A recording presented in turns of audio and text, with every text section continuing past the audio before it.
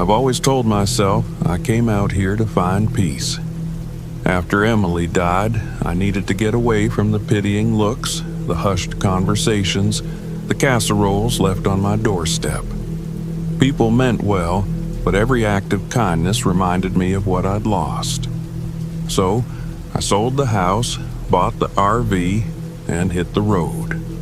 At first, it was liberating. Me, the open wilderness, and no one to answer to.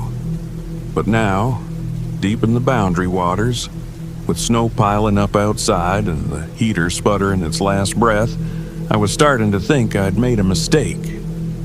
The solitude that once felt like freedom now felt like a cage. It had been snowing for 3 days straight. My RV was parked on the edge of a frozen lake, surrounded by a dense forest of pine and birch. The silence was oppressive, broken only by the occasional howl of a wolf or the groan of ice shifting under the snow. I'd chosen this spot for its isolation. No cell service, no people, just me, my thoughts, and the wilderness. But the reality of winter camping was harsher than I'd anticipated. The cold seeped into every crevice of the RV, and the wood I'd gathered for my campfire burned faster than I could replenish it. The first strange thing happened on my second night. I was outside gathering snow to melt for water when I noticed the claw marks. They were etched into the bark of a tree near the RV, deep and deliberate. I frowned, running my gloved fingers over the grooves. Too large for a wolf or a bear.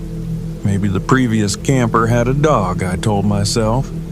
But the thought didn't sit right.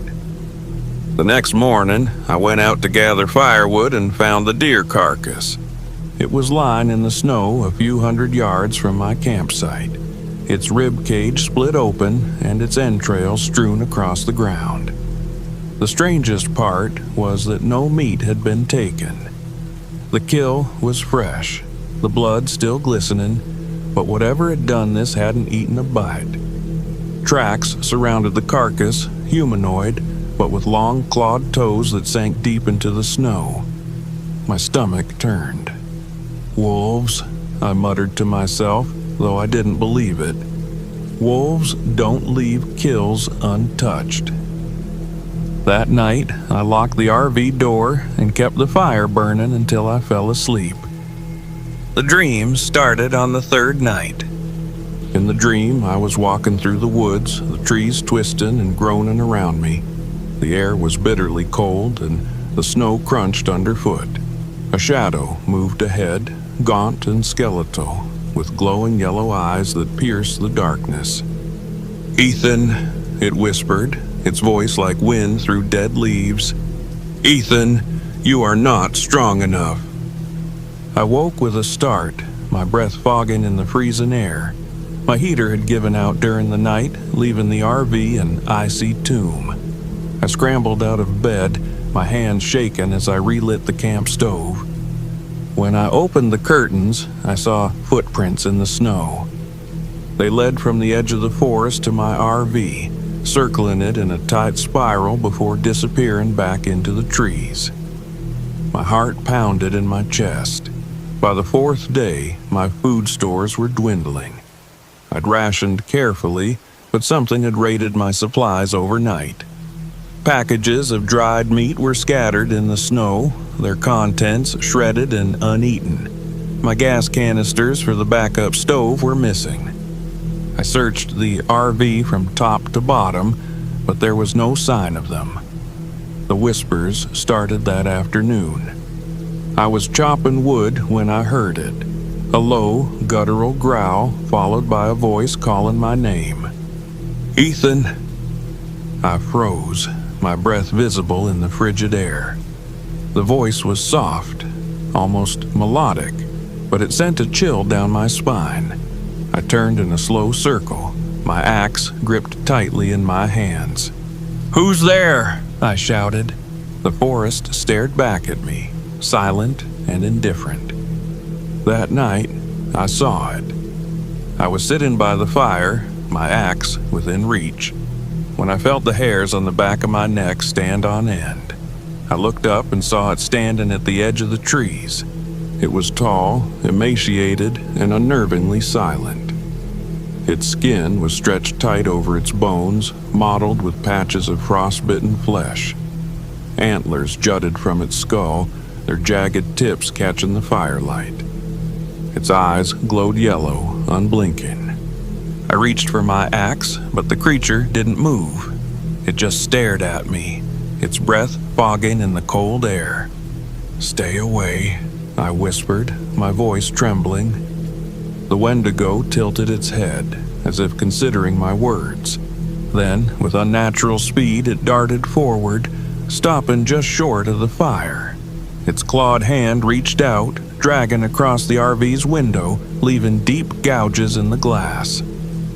I stumbled backward, falling into the snow. When I looked up, it was gone. The next morning, I found an old book buried in one of my storage bins. It was a collection of local legends, something I'd picked up at a roadside shop during my travels. Flipping through its pages, I found a chapter on the Wendigo. According to the legend, the Wendigo was a spirit of hunger and greed, preying on those who ventured too far into the wilderness. It drove its victims mad, whispering their fears and failures until they gave in to despair. The book mentioned fire as a potential deterrent, along with the importance of resisting its psychological influence. "You must not succumb," the text read. "To fall into despair is to invite the Wendigo into your soul." That night, the Wendigo came closer. I fortified the RV as best I could, piling firewood around the perimeter and keeping my torch within reach. The whispers grew louder, filling the air with their mournful cadence. "Ethan," the Wendigo hissed, its voice seeping through the walls, "you are weak. You will not survive." I clenched my hands into fists, trying to block it out. "Shut up," I muttered over and over. The fire outside roared, but the heat felt fragile against the encroaching cold. The Wendigo appeared again, its skeletal frame illuminated by the flames. "You are alone," it whispered. "You have always been alone." I grabbed the torch and stumbled outside, my breath coming in short, panicked gasps. "Leave me alone," I shouted, thrusting the flames toward the creature. The Wendigo recoiled, its body flickering like a shadow in the firelight. For a moment, I thought I'd driven it off, then it lunged. The next moments were a blur. The Wendigo's claws raked across my arm, sending me sprawling into the snow. Pain shot through me, hot and sharp, but I didn't let go of the torch. I swung it wildly, the flames licking at the creature's frostbitten skin. It shrieked, a high, keening wail that pierced the night. The fire roared higher, embers scattering into the darkness. The Wendigo retreated, its glowing eyes fixed on mine. "This is not over," it hissed. Then it disappeared into the trees. I didn't sleep that night. By dawn, the snow had stopped and the road out of the boundary waters was clear enough to drive. I packed up the RV with shaking hands, leaving behind most of my gear. As I drove away, the forest seemed to watch me, its shadows stretching long and dark across the snow. I haven't returned to the wilderness since. Even now, I hear the Wendigo's whispers in my dreams, a haunting reminder of the darkness that lurks at the edge of solitude. But I survived. For now, that's enough.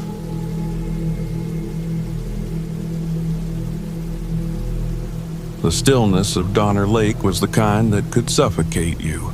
I chose this spot deliberately, miles away from the nearest campground, the kind of solitude I had come to crave since my life fell apart. The breakup with Aaron, the corporate job I'd hated but couldn't quit, the apartment I could no longer afford, all of it had unraveled in a matter of months. I thought the wilderness would fix me. It hadn't so far, but the idea kept me going. My RV, a creaky old thing I'd patched up myself, had become my home. It rattled like a tin can on rough roads and the stove barely worked, but it was mine. Donner Lake was meant to be another step on my self-imposed journey of isolation and self-discovery. It wasn't until my second night there that I started to feel like something was watching me. The first day had gone well enough. I parked the RV in a small clearing near the lake where the trees parted just enough to give me a view of the water. I spent the afternoon fishing, though I didn't catch much. The lake was stunning, a perfect mirror reflecting the towering pines and jagged mountains. But as the sun dipped low, casting long shadows across the water, the beauty of the place began to feel oppressive. By nightfall, my solar generator had decided to give out. I wasn't surprised. It had been acting up for weeks, but the timing was irritating. I rummaged through my supplies, found my backup lantern, and cursed under my breath when I realized the batteries were nearly dead. No big deal, I told myself. I had candles, a campfire, and plenty of matches. The first time I heard the singing, I was sitting by the fire, staring into the flames. It started soft, just a hum carried by the breeze. I thought it was my imagination until it grew louder, a melody so beautiful and mournful that it sent a chill down my spine. I stood, straining to hear, but the sound faded almost as quickly as it had come. The lake was calm, the surface as smooth as glass. I told myself it was nothing, maybe a bird or the wind playing tricks on me, and went to bed. That night, I dreamed of Erin. She was standing in the lake, her pale arms stretched toward me. Her lips moved, but no sound came out. I tried to wade in after her, but the water grew thick like molasses, pulling me under. I woke gasping, my sheets damp with sweat. The next morning, I shook off the dream and went about my routine. I cleaned the RV, prepped my fishing gear, and took a short hike around the lake. The air was cool, the scent of pine sharp and invigorating. But something felt off. The bird song I'd heard the day before was gone, replaced by an eerie silence. At the water's edge, I noticed faint footprints in the mud, barefoot, too small to be mine. They led from the lake to the edge of my campsite and disappeared. I stared at them for a long time, my pulse quickening. The nearest road was miles away, and I hadn't seen another soul since I arrived. I decided not to think about it. That night, the singing returned. I was inside the RV flipping through an old travel book I'd picked up at a thrift store when the melody floated through the air. This time, it was louder, clearer, and unmistakably human. I stepped outside, my heart pounding. The fire had burned down to embers, casting faint orange light across the clearing. The lake glowed faintly under the moonlight, its surface rippling ever so slightly. "Hello?" I called. The singing stopped. For a moment, all I heard was the rustling of the trees. Then came the splash, a soft, deliberate sound like someone wading into the water. I grabbed my flashlight, flicked it on, and aimed it at the lake. The beam cut through the darkness, but there was nothing there. Just the calm, glassy surface. But then I saw it, a shadow beneath the water, moving slowly, deliberately. It was too big to be a fish, too fluid to be a person. I backed away, my breath quick and shallow. The shadow disappeared, and the lake went still again. By the third day, the solitude I'd once craved had turned to dread. I couldn't stop thinking about the singing, the footprints, the shadow. I spent the day repairing the solar generator. more to distract myself than anything else. When I wasn't working, I found myself staring at the lake, my mind replaying the melody over and over. That night, I tried to keep busy. I cooked dinner, read by candlelight, and stoked the fire until it was roaring. But when the singing began again, all my distractions fell away. It was louder now, more insistent. I felt a pull, a strange compulsion to walk toward the lake. I stood at the edge of the water, the melody wrapping around me like a fog. For a moment, I thought I saw her, Erin. She was standing waist deep in the water, her arms outstretched, her lips moving in silent song. "Logan," she whispered. I blinked, and she was gone. That night, I dreamed of drowning. I was sinking into the lake, my lungs burning, the surface growing farther and farther away. The singing surrounded me, the melody twisting into words I couldn't understand. I woke to the sound of scratching at the RV door. I froze, every muscle in my body tensing. The sound came again, slow and deliberate. Scritch, scritch. I grabbed my flashlight and edged toward the door. My hands trembled as I yanked it open, the beam of light cutting through the darkness. She was there. Her hair was wet, plastered to her pale face. Her eyes glowed faintly, the light reflecting off the surface of the lake. Water dripped from her tattered dress, pooling at her bare feet. "Logan," she said, her voice soft and lilting. I slammed the door and locked it. The next morning, I found a book buried under a pile of gear I hadn't touched in weeks. It was a collection of local ghost stories, something I'd picked up on a whim in a small-town bookstore. I flipped through the pages, desperate for answers, and there it was, a story about a spirit called the Siren of Donner Lake. According to the legend, she was the ghost of a young woman who had died during the Donner Party tragedy. Betrayed and consumed by despair, she lured travelers into the water, where they drowned, joining her in her misery. The book mentioned a way to ward her off: fire and a spoken banishment. The details were vague, but it was all I had. That night, the siren came for me. The fire I'd built earlier hissed and sputtered, its light dimming as water began to pool around the campsite. I stood in the doorway of the RV, clutching a makeshift torch, a branch wrapped in cloth, doused in lighter fluid. The singing grew louder, filling the air, vibrating in my chest. She appeared at the edge of the clearing, her pale figure illuminated by the moonlight. Her eyes locked on mine, and I felt an overwhelming wave of sorrow. "Logan," she whispered, her voice carrying on the wind. "Come to me." I stumbled back, clutching the torch like a lifeline. "Stay away!"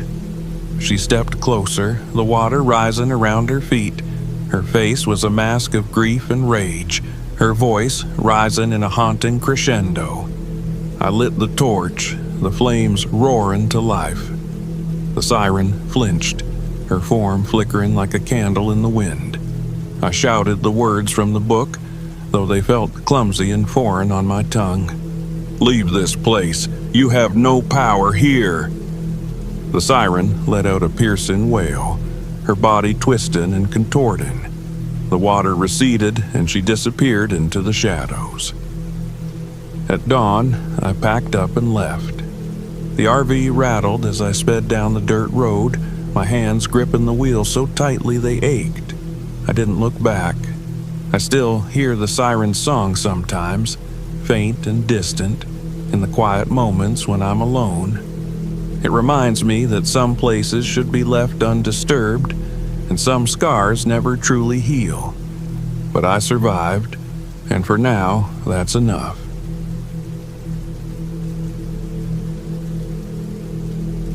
Red River Gorge felt like the perfect escape. A few days surrounded by nature with no emails, no deadlines, just the wild and my camera. I needed this. Chris, my oldest friend, needed it too. Though he wasn't much of a camper, I convinced him to come along. I figured the trip might rekindle our bond. We parked my RV at a quiet trailhead, miles from the crowded campgrounds. As I unloaded my gear, Chris sat on a rock, fiddling with a bottle of water. "I still don't know why I agreed to this," he muttered, squinting at the dense forest. "It's like the trees are closing in." I laughed. "That's the point, Chris. We're off the grid. Fresh air, peace, maybe even some wildlife for me to photograph." "Yeah, great. Bears? Wolves? That sounds peaceful." I ignored him, shouldering my pack. "Come on, it's a short hike. We'll camp near the river." Chris groaned but followed. The trail was narrow, lined with jagged cliffs and thick underbrush.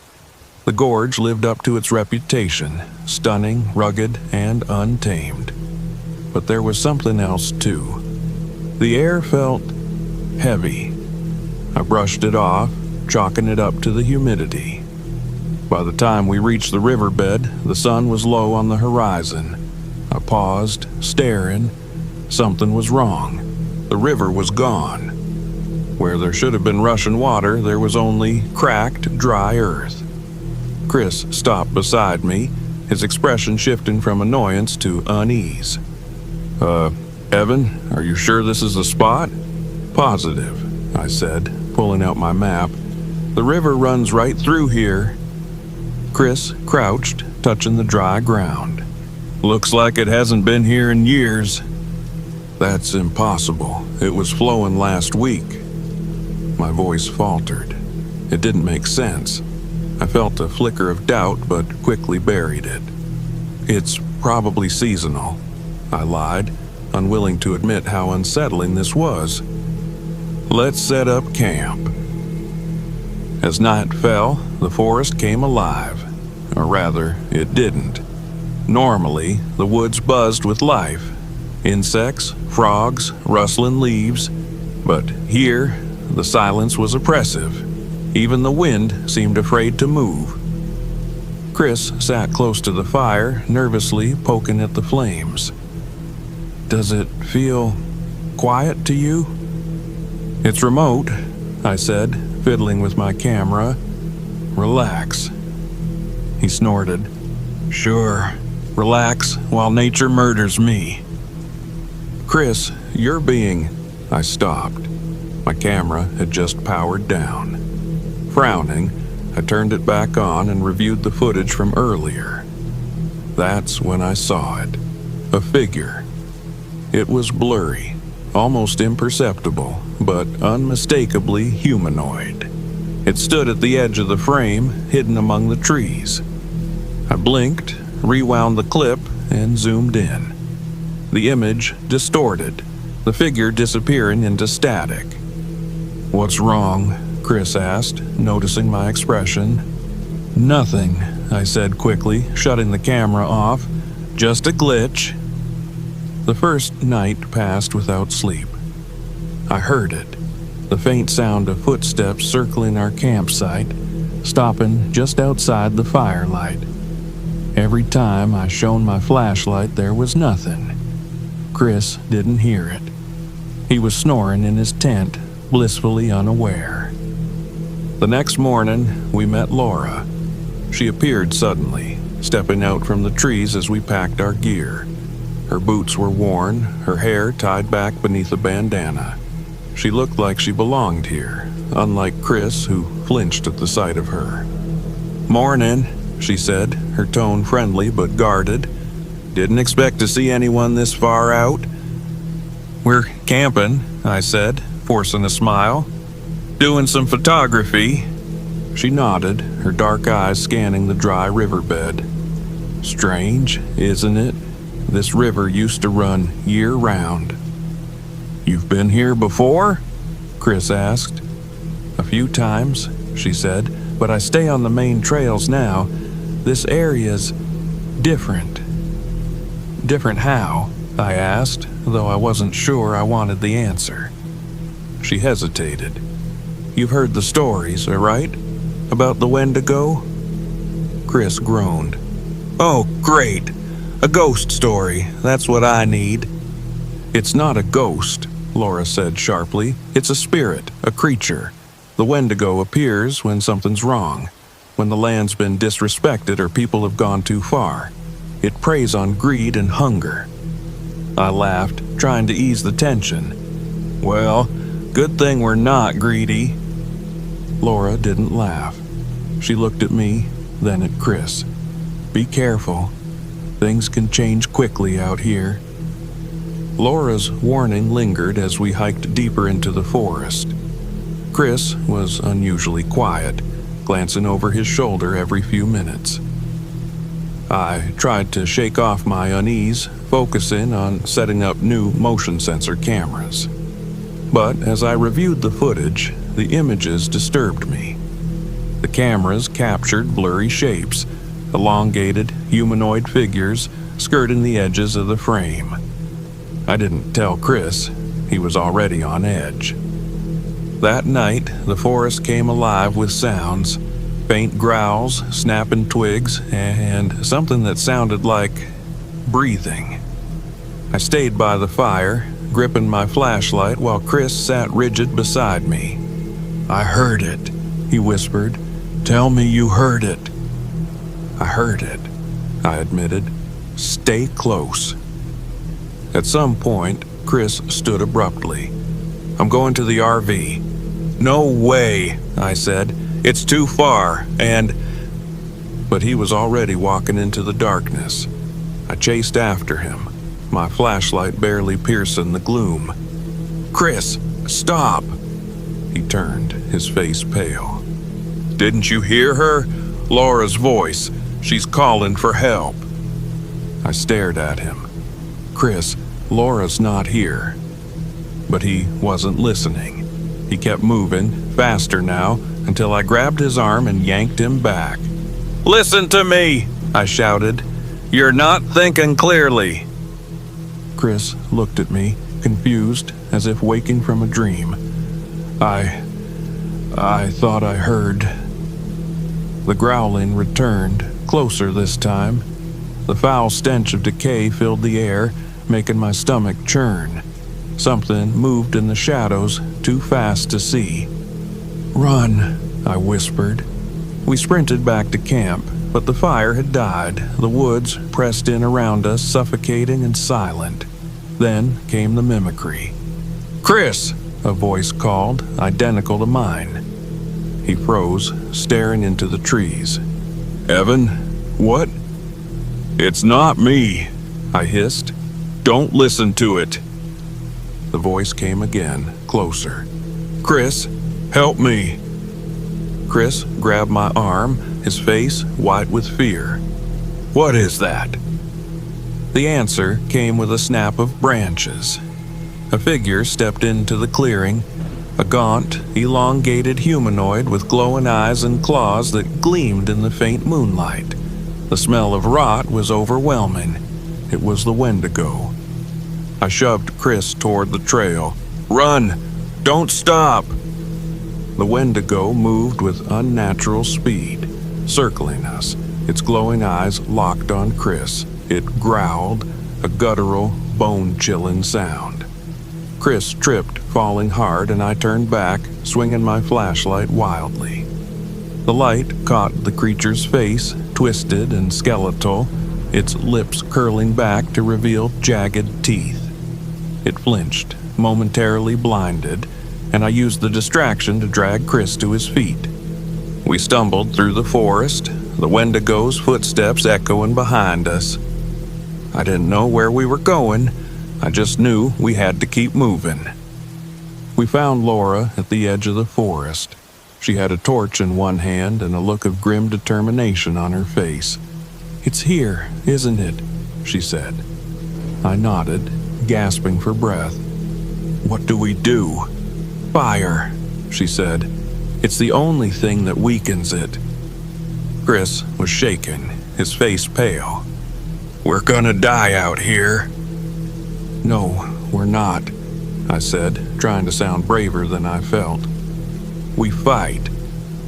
Laura handed me a torch, lighting it with hers. The Wendigo emerged moments later, its movements jerky and unnatural.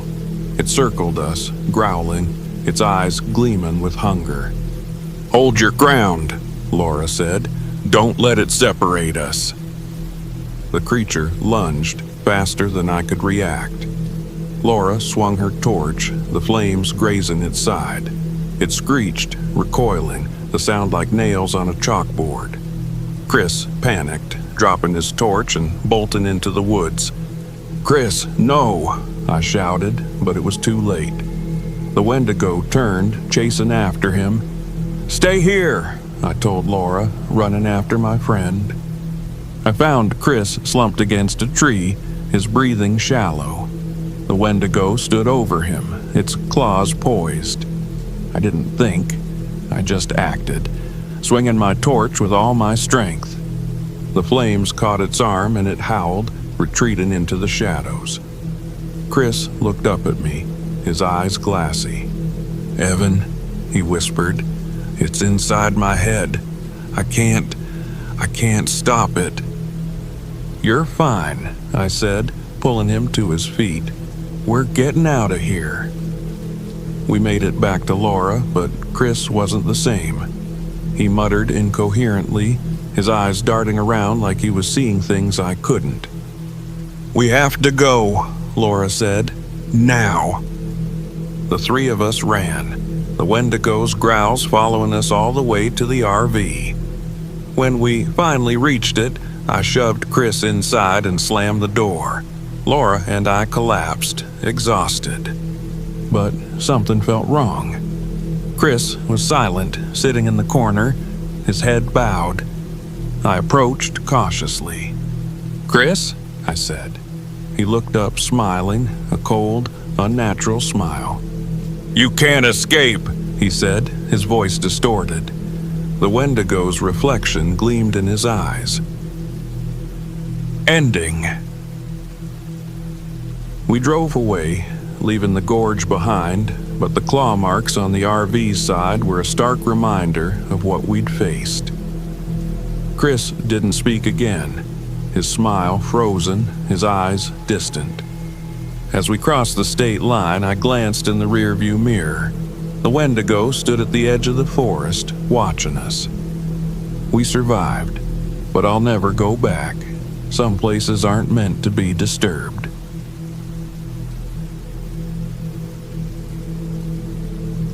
I never thought I'd regret planning this trip. It was supposed to be simple. A weekend in the Smokies, reconnecting with my sister Ellie and our friends, Marissa and Liam. A remote trail, a bit of camping, and no distractions. But as I sit in this RV, claw marks still etched into its side, my hands won't stop shaking. I keep replaying every moment, trying to pinpoint where it all went wrong. It started as an adventure. We parked the RV at a secluded trailhead, miles away from the crowded campsites, and unloaded our gear. The plan was to hike 5 miles in, set up camp, and spend 2 nights surrounded by nothing but nature. Ellie grumbled as I handed out the supplies. "Why are we packing so light, David?" she asked, adjusting her backpack. "This is your fault if I freeze to death." "You won't freeze," I said, rolling my eyes. "It's supposed to be a challenge. You wanted to get off the grid, right?" "Sure," Liam chimed in, balancing his gear awkwardly. "Nothing screams relaxation like walking into the wilderness with barely enough stuff to survive." Marissa smiled at him. "Don't worry, I brought extras," she said, patting her pack. "Sage, crystals, and my talisman, just in case." Ellie snorted. "Right, because ghosts and boogeymen are a real threat out here." "You shouldn't mock things you don't understand," Marissa said softly. I kept quiet, letting them bicker as we hiked into the woods. The Smokies were beautiful, draped in their namesake mist.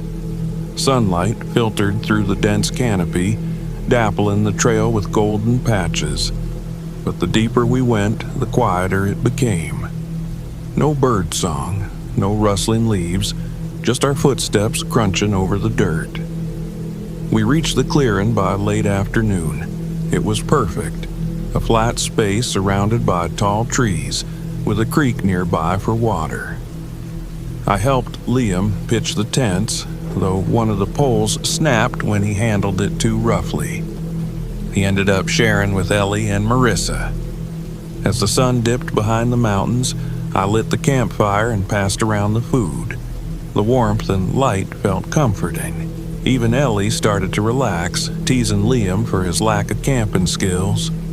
"You didn't even know how to set up the stove," she said, grinning. "Hey, I'm learning," he shot back. "Besides, I'm here for the company, not the survival skills."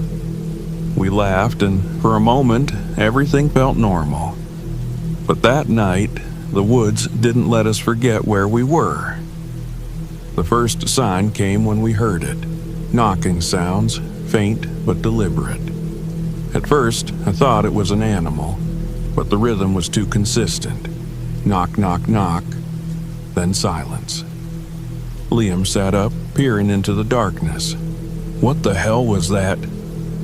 "Probably just a woodpecker," Ellie said, though her voice wavered. Marissa's face had gone pale. "It's not a woodpecker," she whispered. "That's a warning." "A warning?" Ellie scoffed. "Come on, Marissa." "She's right," I said, trying to stay calm. "It's probably nothing, but everyone stay close to the fire." We stayed up late, listening. The knocking came and went, moving closer, then farther away. Around midnight, it stopped. I convinced myself it was just the wind, though my gut told me otherwise. The next morning, things got worse. When I stepped out of my tent, the first thing I noticed was the ground. Deep gouges marred the soil around our camp, like something with claws had raked through it. There were no tracks, no signs of animals, just those unnerving marks. "What the hell did this?" Ellie asked, crouching to inspect them. "Bear, maybe?" I said, though I didn't believe it. Marissa shook her head. "No, this is deliberate. Look how precise it is." Ellie rolled her eyes. "Oh, let me guess. Another sign from the spirits?" Marissa didn't answer. Instead, she dug through her pack, searching for something. A moment later, she froze. "My talisman," she said, her voice trembling. "It's gone." "Maybe you dropped it," Liam offered. "No," she snapped. "I kept it in a zipped pocket. It's gone." We spent the morning checking the camp, but the talisman wasn't there. By noon, I decided we needed a distraction. We followed a nearby trail, hoping to find a scenic overlook Marissa had read about. The hike was uneventful, but the tension between us lingered. Liam tried to lighten the mood, cracking jokes, but even he seemed uneasy. The second night was worse. It started with Liam swearing he saw someone standing at the edge of the firelight. A woman, tall and thin, her face obscured by shadows. When I shone my flashlight, there was nothing there. "Probably just a trick of the light," Ellie said, though her hands were trembling. We settled back into the tents, but sleep didn't come. Around 2 a.m., I heard it, knocking again, closer this time. I stepped outside, shining my flashlight into the trees. The beam caught something, a shape, pale and humanoid, ducking behind a tree. "Who's there?" I called, my voice shaking. No answer. The knocking stopped. By morning, the group was unraveling. Liam was jumpy, refusing to leave the camp. Marissa was frantic, insisting we were being stalked by something ancient and evil. Even Ellie, ever the skeptic, seemed rattled. "Okay," I said, trying to keep control. "We'll break camp and head back to the RV. We're done here." But when we packed up and started hiking, we realized something terrifying. The trail had changed. The landmarks we'd passed before were gone, replaced by unfamiliar terrain. It was as if the forest itself had shifted. "This isn't possible," Ellie said, staring at the map. "We've only gone a mile. Where's the creek?" Marissa looked at me, her eyes filled with fear. "It's Spearfinger," she said. "She's toying with us." "Spearfinger?" I repeated. "An old Cherokee legend," she explained. "A stone witch who can shapeshift. She lures people into the woods and kills them by stealing their livers." "That's ridiculous," Ellie snapped. "We're just lost. This isn't some fairy tale." But deep down, I knew Marissa was right. Something unnatural was happening.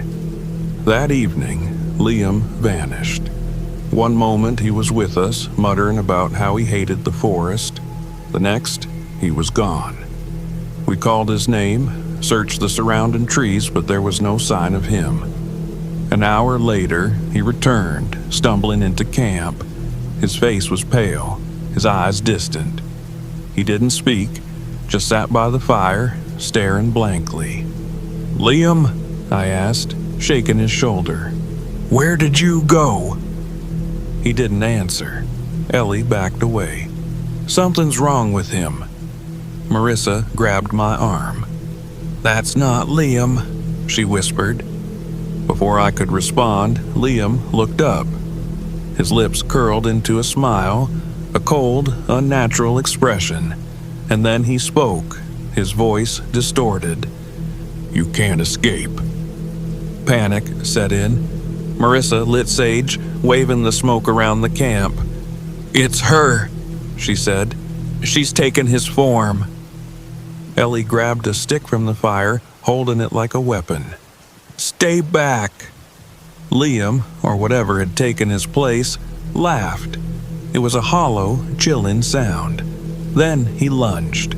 Marissa screamed, throwing salt at him. The figure recoiled, its skin bubbling like acid. It let out an inhuman shriek before collapsing into the dirt. When we looked again, Liam was gone. In his place were claw marks in the earth, leading into the darkness. We didn't sleep. The forest was alive with sounds, whispers, footsteps, the faint knocking that haunted us from the beginning. Marissa insisted we perform a ritual to weaken Spearfinger.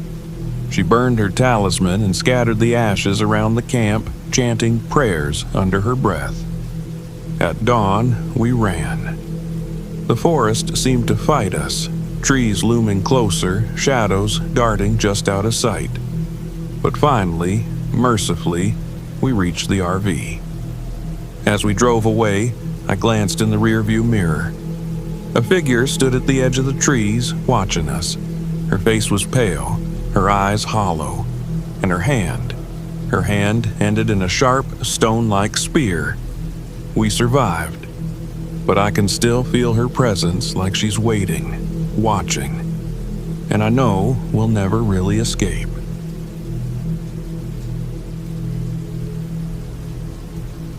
I'd been driving for hours, the narrow desert highway stretching endlessly in front of me. The sun was a golden orb sinking behind the mesas, painting the sky in fiery hues. My RV rattled as the pavement turned to dirt, the road leading me deeper into the vast, silent expanse of Canyon Hollow. This was where I wanted to be. Alone, surrounded by nothing but red rock and the occasional shriek of a hawk. I needed to clear my head, to find some kind of peace, or at least distraction. 6 months had passed since the accident, but the guilt was as raw as ever. I should have been more careful. I couldn't escape that thought, no matter how far I drove.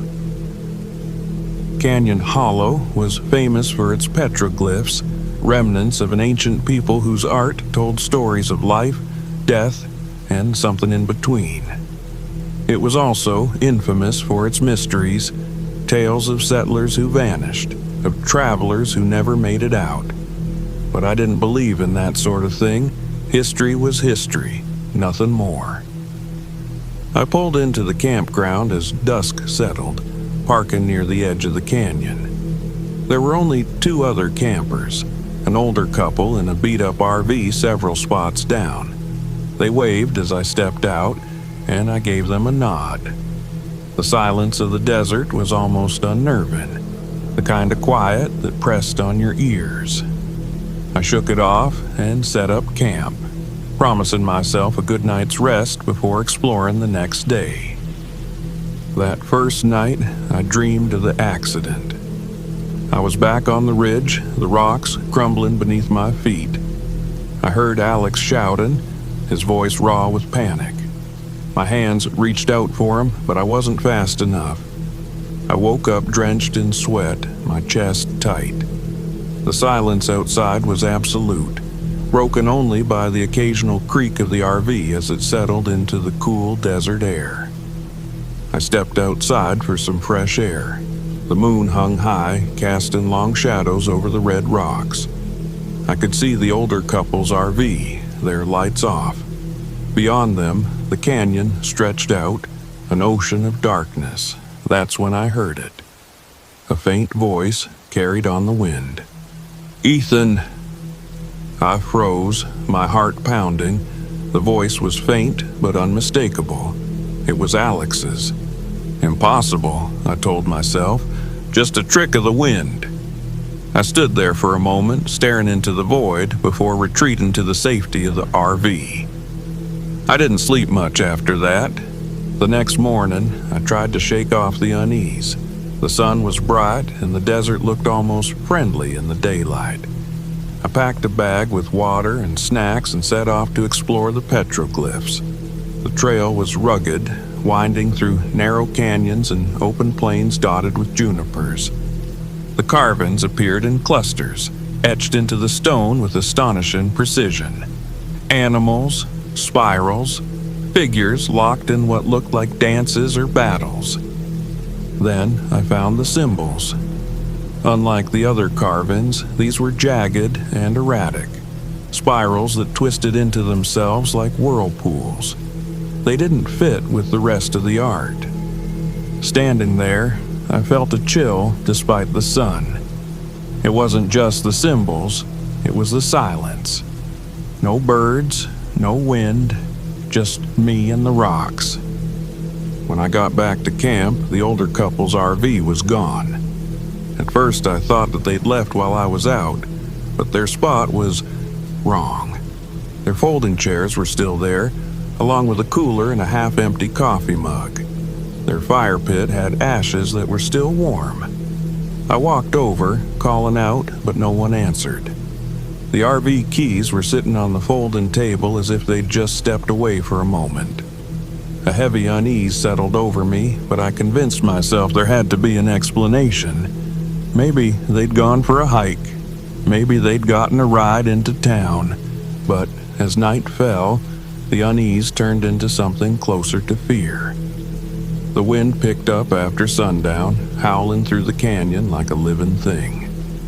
I sat inside the RV, trying to focus on anything but the emptiness outside. That's when I noticed the journal. It was sitting on my passenger seat, leather-bound and worn. I hadn't seen it there before. My pulse quickened as I flipped it open. The handwriting was shaky but legible, the entries chronicling the travels of someone who had camped here before me. At first, the notes were mundane, descriptions of the canyon, complaints about the heat. But as the entries went on, they grew darker. "Something is out there. I see shadows at night, faces in the mirrors." I thought I was alone, but I'm not. They're watching me. The last entry sent a chill down my spine. "Don't let them in. No matter what you hear, don't let them in." I snapped the journal shut, my hands trembling. The RV groaned as the wind buffeted it, and for a moment, I thought I heard a knock at the door.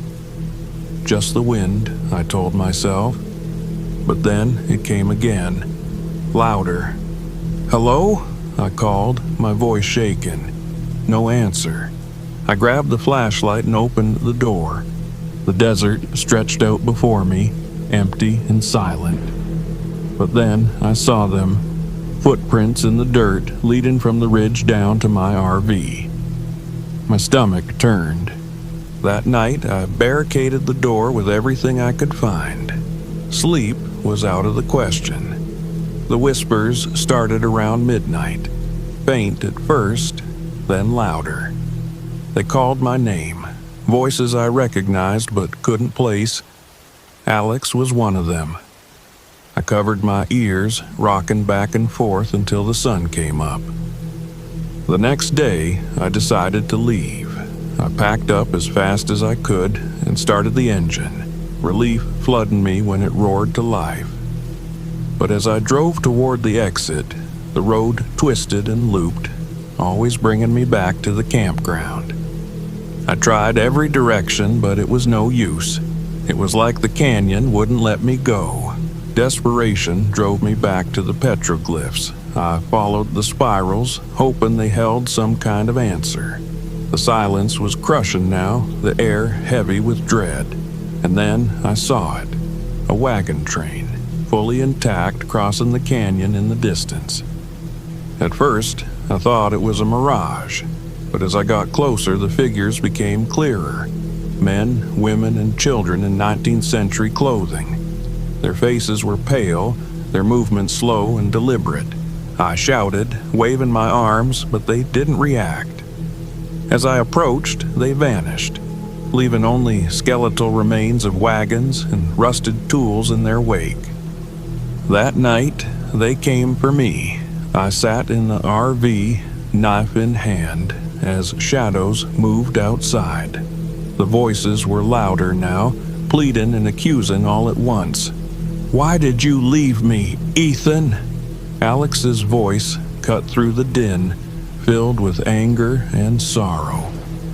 The windows fogged as hollow faces pressed against the glass, their empty eye sockets weeping black tears. They began to bang on the walls, the door shaken on its hinges. "You can't hide," they whispered. "You belong here with us." I thought of the journal, of its warning not to let them in, but the voices grew louder, more insistent, filling my head with guilt and regret. I clutched the knife, my knuckles white. Then I remembered the spirals. The petroglyphs had to mean something, a way out, a key. I grabbed Alex's compass, the only keepsake I had of him, and bolted from the RV. The shadows followed, their whispers echoing through the canyon. I reached the spirals and fell to my knees, holding the compass above the carvings. "I'm sorry," I said, tears streaming down my face. "I'm so sorry, Alex." The air grew still. The shadows stopped moving. One by one, they dissolved into the canyon mist, their voices fading into silence. The compass grew warm in my hand before falling still. The road was clear the next morning. I didn't question it.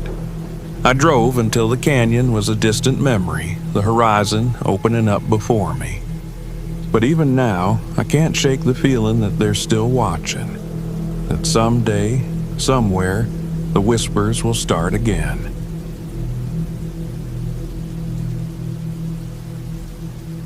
I pulled my RV into the secluded campsite just as the rain started. The drops pinged against the roof like tiny bullets, creating a rhythm that, under other circumstances, might have been calming. But as I stepped out into the chill, I felt anything but calm. The Columbia River Gorge was supposed to be beautiful, a place where you could lose yourself in nature and leave the chaos of the world behind. That's what I told myself when I agreed to take this assignment, a photography spread on the rare owls that called the gorge home. It wasn't just work, it was a way to connect with the wilderness my dad had loved so much. He'd been gone 3 months now, and I hadn't yet figured out how to deal with the silence he left behind. The gorge felt like a fitting tribute. The kind of place he'd have taken me as a kid, pointing out tracks in the dirt and birds in the canopy. But as I stood there, staring at the dark forest ahead, I felt more alone than ever. The first day wasn't so bad. The rain let up by mid-morning, and I managed to find a good spot to set up my camera near one of the gorge's many waterfalls. The cascading water was mesmerizing, its roar drowning out the world, and for a while I forgot about everything else. That was until I heard the whispers. At first, I thought it was just the wind moving through the trees, but it had a rhythm to it, a cadence, words I couldn't make out but that felt intentional. I scanned the area, half expecting to see someone nearby, but there was no one. "Just your imagination," I muttered to myself, but the words didn't convince me. That night, as I reviewed the photos I'd taken, the rain came back with a vengeance. The RV rocked slightly in the wind, and the forest outside the windows turned into an impenetrable wall of black. I tried to focus on the images, but I couldn't shake the feeling that something was off. One shot in particular stood out, a photo of the waterfall. In the corner, faint but unmistakable, was a shadowy figure standing among the trees. I told myself it was a trick of the light, just the contrast of the water spray against the dark forest. But then I heard the footsteps. They were slow, deliberate, and heavy. At first, they seemed far off, but they grew louder, closer, circling the RV. I turned off the light and peered out the window, but all I saw was the rain. The footsteps stopped, but the unease stayed with me long after I'd crawled into bed. The next day, I ventured deeper into the forest, determined to shake off the previous night's paranoia. The gorge was breathtaking, its trails winding through dense greenery and past cliffs that offered stunning views of the river below. I lost myself in the work, snapping shots of moss-covered rocks and misty trees. That's when I found the carvings. They were etched into a cluster of boulders, spiraling symbols that looked ancient. I ran my fingers over one, noting how smooth it felt, as if it had been worn down by centuries of wind and rain. At the center of the largest carving was a stone, perfectly round and black as night. It almost seemed to pulse when I touched it. I pocketed the stone without thinking. Something about it felt significant, though I couldn't explain why. The forest felt heavier on the way back to the RV, the air thick with humidity and something else I couldn't name. As I neared camp, I spotted a figure in the distance. My breath caught in my throat. It was a man, standing perfectly still, facing away from me. "Hello?" I called, my voice echoing. The man didn't move. I took a step closer, but as I did, the figure dissolved into the shadows. My pulse quickened. I hurried back to the RV, locking the door behind me. That night, the rain stopped, but the forest outside was anything but quiet. The whispers came back, louder this time, accompanied by faint laughter. And then I heard his voice. "Ethan." It was my dad, clear as day. "Dad," I said aloud, my voice trembling. "Come here," the voice beckoned. It was coming from outside, pulling me toward the trees. I froze, my hand hovering over the door handle. A part of me knew it couldn't be real, knew that opening that door would be a mistake. But the voice was so familiar, so comforting. It took every ounce of willpower I had to stay inside. The next morning, I woke to find the RV surrounded by a circle of stones. They were identical to the one I'd pocketed, each one perfectly smooth and black. My stomach dropped. As I stepped outside, I felt eyes on me. The forest was silent, No birds, no rustling leaves, just an oppressive stillness. And then I saw it. It stood on a rock, its form shrouded in shadow. It was humanoid, but wrong. Its limbs too long, its posture too still. Its eyes glowed faintly, like embers in a dying fire. "Leave what you took," the figure said. Its voice was gravelly, deep, and laced with menace. I stumbled backward, my heart pounding. What are you?" The figure tilted its head as if studying me. "Leave what you took," it repeated before fading into the trees. I spent the rest of the day in a fog, trying to make sense of what I'd seen. I considered leaving, but the RV's battery was dead, and the nearest ranger station was miles away. I was trapped. That night, the whispers returned, louder and more insistent. The shadows outside the RV seemed to move, twisting and contorting into impossible shapes. I clutched the black stone in my hand, suddenly certain it was the key to everything. "Is this what you want?" I shouted, stepping outside and holding the stone aloft. The Sandman appeared again, its glowing eyes fixed on me. "Leave what you took," it said, its voice echoing through the gorge. I threw the stone into the forest, my chest heaving. The Sandman didn't move. Instead, it raised a hand, pointing toward the cliffs.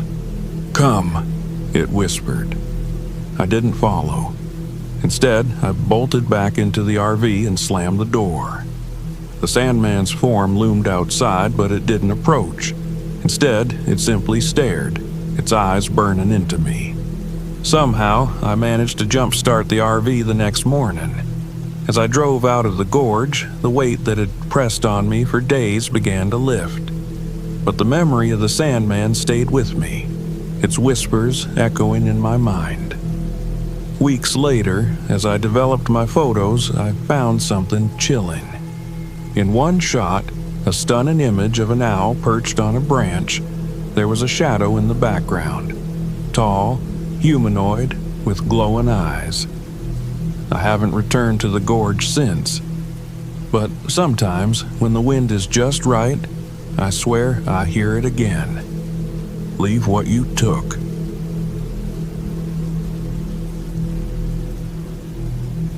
People think living on the road in an RV is freedom.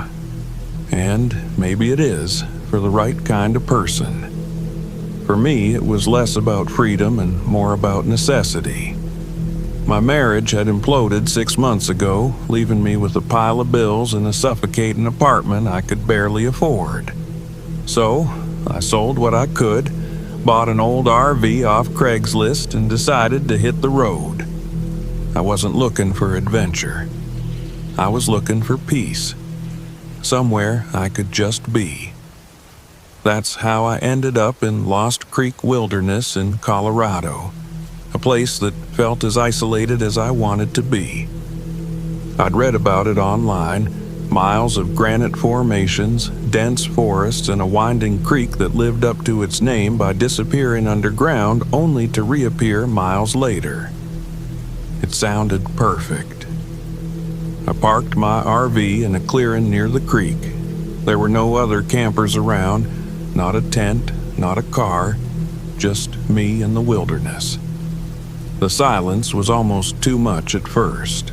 No hum of traffic, no distant sounds of people, just the wind and the occasional rustle of leaves. I spent my first day hiking and fishing. The trail was rugged but beautiful, and the trout in the creek were practically jumping into my hands. As I cooked one over my campfire that evening, I finally felt a flicker of what I'd been chasing. Contentment. The kind that comes when you're far enough from everything to forget your troubles. But that night, I noticed the silence again. It was different now, oppressive, the kind that presses on your chest and makes every little noise stand out. My RV creaked in the cold mountain air, the sound loud enough to make me flinch. I told myself it was nothing, just the natural sounds of the forest. But then came the footsteps. I sat bolt upright in bed, holding my breath. They were slow, deliberate, circling the RV. A bear, I thought, or maybe a deer. But they sounded too heavy for that, too purposeful. I grabbed the flashlight from beside my bed and peered out the window. Nothing. Just the dark silhouettes of trees and the faint glimmer of moonlight on the creek. The footsteps stopped. The silence returned, but it was worse now, charged like the air before a storm. I stayed awake until dawn, clutching the flashlight like it was a weapon. The next morning, I tried to shake it off. Maybe I'd imagined the whole thing. The forest could play tricks on your ears. Still, as I stepped outside, something felt off. My hiking boots, which I'd left neatly by the RV door, were gone. I searched the clearing, my frustration growing. I finally found them downstream, soaked and muddy, wedged between two rocks. I hadn't been near the creek since the day before, and even if I had, why would I throw my boots in the water? I tried to laugh it off, convincing myself it was my own stupidity, but the unease stayed with me. Later, while hiking a different trail, I came across something stranger, carvings on the rocks near the creek. Deep, jagged lines that formed symbols I didn't recognize. They didn't look natural, but they weren't clean enough to be man-made either. They gave me the same tight-chested feeling I'd had the night before, like I wasn't supposed to be there. The electrical problems started that evening. The RV's lights flickered as I cooked dinner, and the heater sputtered before going dead completely. I wasn't too worried. I was a mechanic by trade and could usually patch things up. But as I worked on the wiring, I couldn't shake the feeling that I was being watched. I kept glancing over my shoulder, but there was nothing there. Just the woods, dark and endless. I told myself to get a grip, but the feeling didn't go away. When I stepped outside to grab a tool from the storage compartment, I saw something that stopped me cold. A trail of stones leading from the RV to the creek. Perfectly spaced, almost deliberate. I hadn't put them there. That night, the footsteps came back. Louder this time and accompanied by something else, a scraping sound like nails on metal. My heart pounded as I grabbed the flashlight and opened the RV door. The beam of light swept across the clearing, catching only trees and shadows. But then, just at the edge of the woods, I saw it. A figure. It stood motionless, half hidden behind a tree. Its limbs were too long, its shape all wrong, and its eyes, God, its eyes, glowed faintly in the dark, reflecting the light like an animal's. My throat went dry as it stepped forward, just enough for me to see the unnatural way it moved, like it didn't fully understand how to walk. I slammed the door and locked it, my hands shaking. The footsteps stopped. The silence returned, but it wasn't comforting. It felt like the forest itself was holding its breath. The next morning, I found claw marks on the RV door. Deep, jagged gouges that hadn't been there the day before. My first instinct was to leave, to pack up and drive until I reached the nearest town. But when I tried to start the RV, the engine wouldn't turn over. The battery was dead, drained completely overnight. Panic began to creep in, but I forced it down. I could fix this. I'd fixed worse. I spent the day trying to jump-start the engine with a makeshift generator I'd rigged up, but the feeling of being watched never left me. Every time I glanced toward the trees, I half expected to see the figure again. That afternoon, I found an old journal tucked into a crevice near the creek. The leather cover was worn, the pages yellowed with age. Inside were handwritten entries from someone who had camped here before me. The first few pages were normal, notes about the weather, the scenery, but the tone shifted quickly. "There's something in the woods. It doesn't want me here. I see it at night, watching from the trees." The entries grew more frantic, the handwriting messier. The last one sent a chill through me. "It's in the clearing. I can't leave. If you find this, go. Leave while you still can." That night, the thing came closer. I was sitting by the fire, knife in hand, when I saw it again. This time it didn't stay at the edge of the trees. It stepped into the clearing, its movement slow and deliberate. The firelight illuminated its form, a twisted, skeletal figure with impossibly long arms and legs. Its skin was pale and stretched tight over its bones, and its face, it didn't have a face, just smooth, featureless skin and those terrible glowing eyes. I stood frozen, every instinct screaming at me to run, but where would I go? The RV wouldn't start, and the nearest road was miles away. The thing moved closer, its limbs jerking unnaturally, as if pulled by invisible strings. I did the only thing I could think of. I grabbed a dry branch from the fire and swung it, the flames flaring as they caught the air. The creature hissed, a guttural, inhuman sound, and backed away, retreating into the shadows. I didn't sleep that night.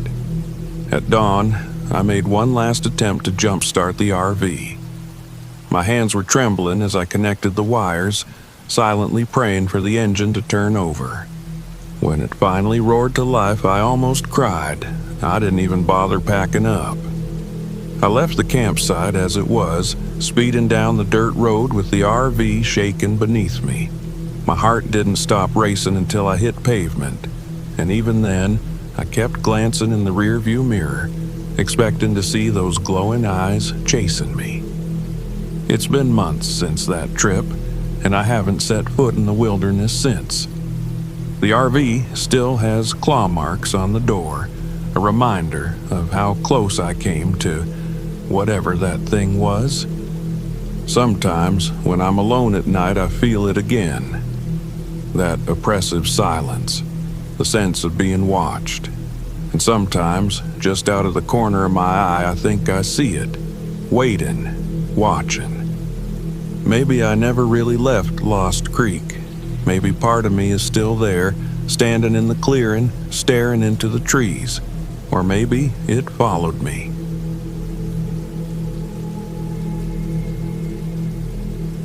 I'd always loved the desert, its silence, its emptiness. There was something honest about it. No noise, no distractions, just raw, open space. After my divorce, when the walls of my apartment started to feel like they were closing in, I decided I needed the desert more than ever. I packed my RV, grabbed my camera, and headed for Joshua Tree National Park.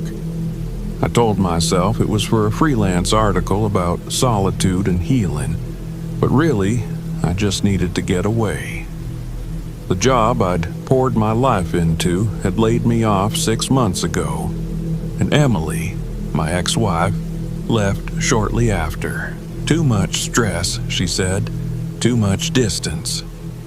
The only thing I had left was this trip and the hope that being alone out here would give me clarity. I arrived mid-afternoon, the sun blazing overhead, painting the iconic Joshua trees in long, twisted shadows. The campsite I chose was remote, miles from the nearest ranger station or marked trails. Perfect. I needed to be alone, needed to clear my head. The first day passed uneventfully. I hiked the trails, snapping photos of the rock formations and alien-like trees. The desert had a way of humbling you, making your problems feel insignificant against its vastness. By the time I returned to the RV, the sun was setting, and I felt the kind of tired that only comes from honest exertion. That night, the stars were incredible. I set up my camera to capture the Milky Way, listening to the wind whistle through the rocks. It wasn't until I climbed into bed that I heard it, the faint sound of something moving outside. At first, I thought it was an animal, but the sound wasn't quite right. It was slow and deliberate, circling the RV. I lay there, heart pounding, until the noise stopped. The next morning, I stepped outside and froze. There were handprints on the RV windows, large, too large to be human, and smeared like someone had dragged their fingers through the dust. I swallowed hard, trying to rationalize it. Maybe a trick of the wind, maybe vandals, but I'd seen no other vehicles, no other campers. I spent the day hiking further into the park, trying to shake the unease. The desert didn't feel as friendly anymore.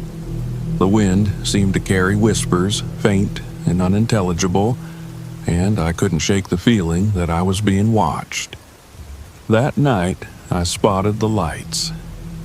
At first, I thought it was another camper. 2 small orbs glowing faintly in the distance, but they moved in a way that no human could, darting between rocks, hovering for a moment, then disappearing and reappearing somewhere else. I watched them for hours, trying to convince myself it was a trick of the light, until exhaustion finally pulled me to sleep. On the 3rd day, things escalated. I'd hiked a few miles from the RV when I heard my name. "Ryan!" It was faint, carried on the wind, but unmistakable. I froze, scanning the horizon. There was no one there. "Ryan." This time, it was louder. It sounded like Emily, her voice soft and teasing, the way she used to call me when she was trying to coax me out of bed on lazy mornings. My chest tightened. "Who's there?" I shouted. The wind answered with silence. I returned to the RV, shaken. That night, as I lay in bed, I heard laughter outside. Emily's laughter. My hands trembled as I clutched the flashlight, too terrified to look out the window. The laughter faded, replaced by a faint tapping on the RV door. I didn't sleep. The 4th day, I noticed something odd. On my hike, I found a small circle of stones, perfectly arranged in a clearing. It wasn't the first one I'd seen. There had been others, smaller, scattered near my campsite, but this one felt deliberate, almost ceremonial. At its center lay a smooth, black stone, polished as if it had been handled often. I picked it up, turning it over in my hand. It felt warm, unnaturally so, as if it had been sitting in the sun, though it was shaded by the surrounding rocks. I pocketed it without thinking. By the time I returned to the RV, the wind had picked up, carrying with it a strange, low hum. It was almost imperceptible, but it burrowed into my mind, making it hard to think. That night, the lights returned, brighter this time and closer. I tried to ignore them, but the tapping on the windows started again, more insistent. When I finally summoned the courage to look, my breath caught in my throat. A figure stood just beyond the glow of my flashlight, tall and thin, its limbs unnaturally long. Its eyes glowed like the orbs I'd seen the night before, and its head tilted as if studying me. I slammed the blinds shut and locked the doors. The tapping continued until dawn. I spent the next day in a haze, my mind racing. I tried to rationalize what I'd seen, but there was no explanation. I thought about leaving, but the RV's battery had died during the night.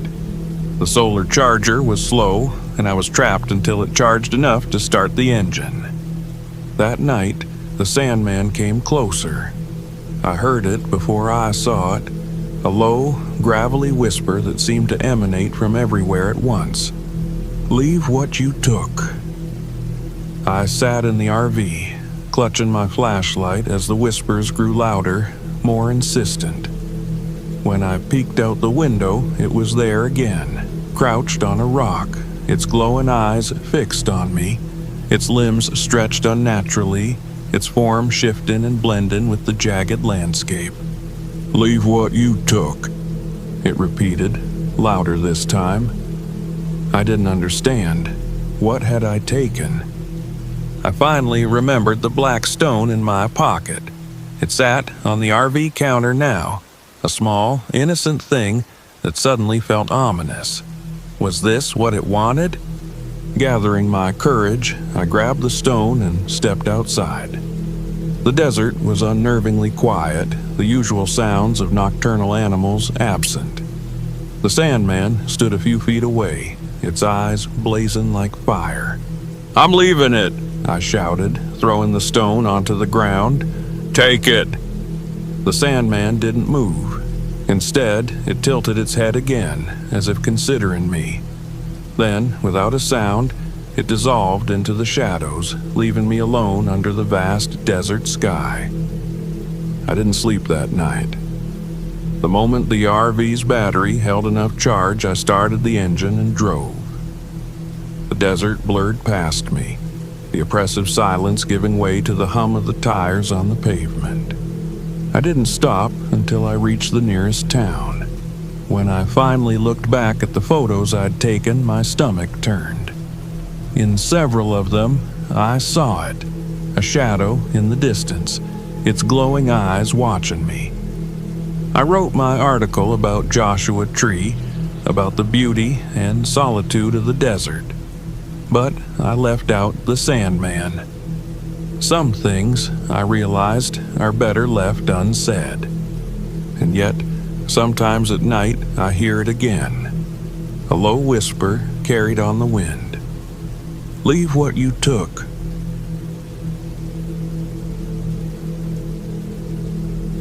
It started as an adventure. My younger brother Mark and I had planned this RV trip through the Black Hills for weeks.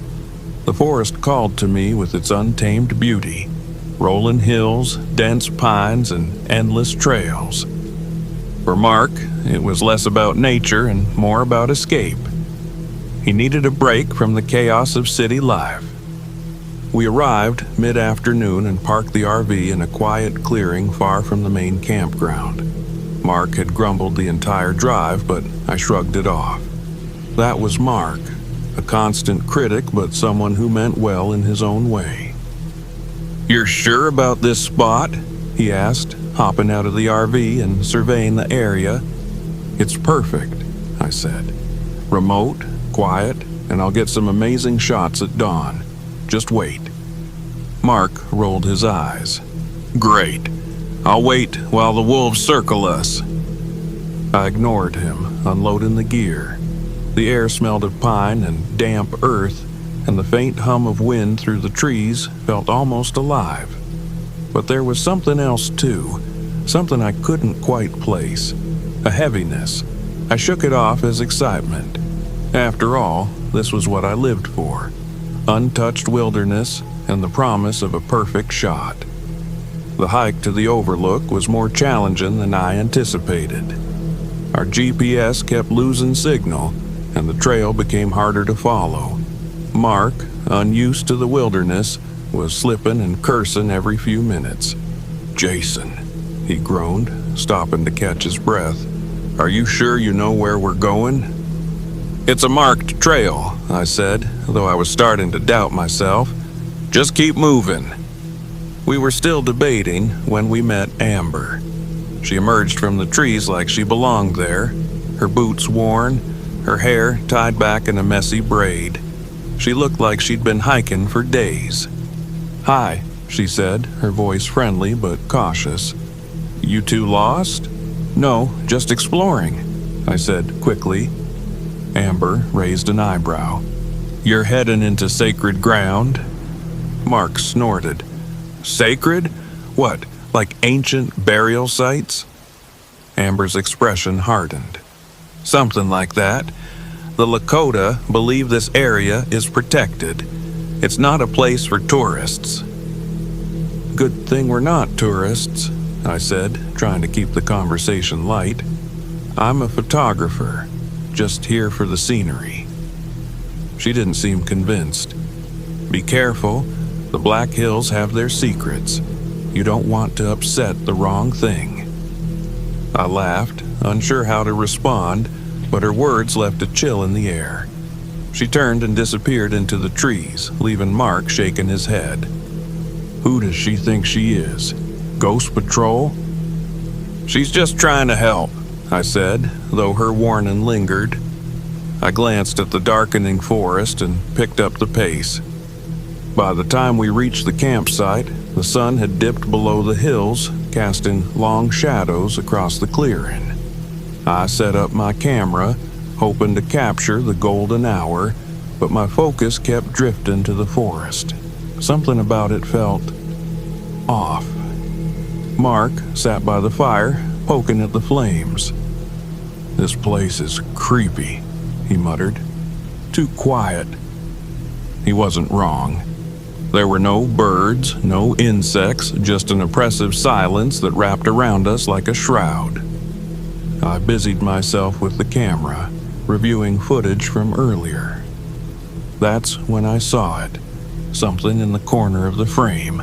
A shadow, humanoid but distorted, standing just beyond the trees. I rewound the clip and zoomed in, but the figure dissolved into static. "Everything okay?" Mark asked, noticing my frown. "Yeah," I lied, shutting off the camera. "Just a glitch." The first howl came after midnight. It wasn't a wolf or coyote. I'd heard those before. This was deeper, guttural, like the earth itself was groaning. Mark bolted upright in his sleeping bag. "What the hell was that?" I grabbed the flashlight and scanned the forest. "Probably just an animal." "Yeah, an animal planning to eat us." "Go back to sleep," I said, though I didn't believe my own words. The howling came again, closer this time. I stayed awake the rest of the night, gripping the flashlight like a lifeline. The next morning, I noticed tracks around the campsite. Large paw prints, too big for a wolf. They circled our tents and led into the forest, where they vanished abruptly. "See?" Mark said, pointing at the prints. "I told you something's out there." "It's probably a bear," I said, trying to stay calm. "Let's focus on the hike." But Mark wasn't convinced. He kept glancing over his shoulder as we trekked deeper into the hills. By mid-afternoon, the tension was palpable. "Why don't we just head back?" he suggested. "We're close to the overlook," I said, though I wasn't sure anymore. The trail had shifted somehow. Landmarks from the map were missing and the terrain felt unfamiliar. Mark groaned but followed. That's when the smell hit us, metallic and foul like rotting meat. Mark gagged, covering his nose. "What is that?" he asked. "I don't know," I said, but my stomach churned. The forest felt alive, the shadows stretching unnaturally long. We returned to camp just before dusk, exhausted and uneasy. I reviewed the camera footage again, hoping to distract myself, but what I saw made my blood run cold. The shadow was back, clearer this time, a massive, hunched figure with glowing red eyes. It moved in jerky, unnatural bursts, watching us from the trees. "Mark?" I whispered, showing him the screen. His face paled. "What? What is that?" I didn't answer. My mind flashed back to Amber's warning. The Shunka Werakin, a guardian of sacred land, a predator.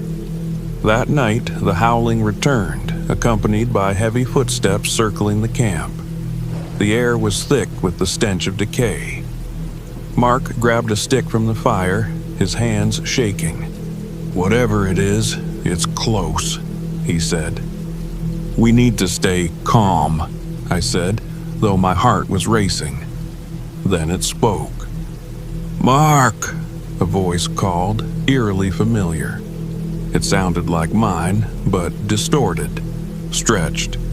"Mark, help me!" Mark froze, his eyes wide. "Did you hear that?" "It's not me," I said. "Don't listen to it." The voice came again, closer. "Mark, I'm hurt. Come here." Mark bolted. I shouted after him, but he disappeared into the trees. I grabbed the flashlight and ran, the firelight fading behind me. I found Mark slumped against a tree, his breathing shallow. A shadow loomed over him, the Shunka Warakin. It was massive, its fur black as midnight, its eyes burning like embers. Its claws gleamed in the moonlight, and its growl vibrated through the earth. "Get away from him!" I shouted, swinging the flashlight. The light caught its face, twisted, skeletal with a mouthful of jagged teeth. It flinched, retreating into the shadows.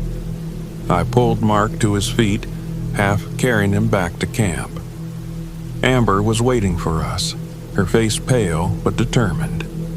She had returned to check on us and found the camp in disarray. "It's here, isn't it?" she said. I nodded, gasping for breath. "What do we do?" "We have to perform a ritual," she said. "It's the only way to appease it." Amber gathered items for an offering: stones, feathers, and a piece of cloth from Mark's backpack. She placed them in a circle, chanting under her breath. "Stay close," she said. "Don't let it separate us." The Shunka Warakin emerged as she finished the ritual. It stalked into the clearing, its eyes locked on us. Mark, still dazed, staggered forward, clutching a burning branch from the fire. "Get back!" he shouted, swinging the branch. The creature lunged, knocking him to the ground. I grabbed another torch, thrusting it between Mark and the beast. The flames danced in its eyes, and it snarled, retreating. Amber placed the offering at the edge of the clearing, her voice steady as she continued chanting.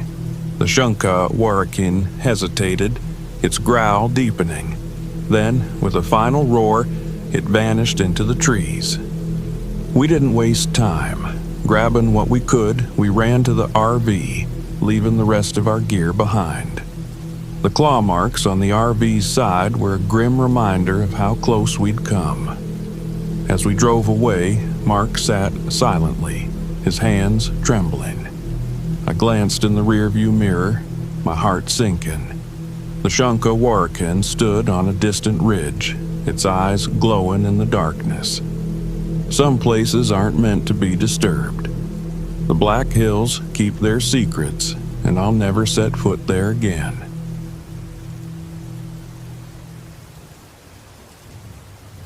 The smell of pine and the distant sound of a babbling brook filled the air as we pulled the RV into a secluded clearing in Mount Hood National Forest. Sam insisted this spot was perfect, isolated, peaceful, and steeped in childhood memories.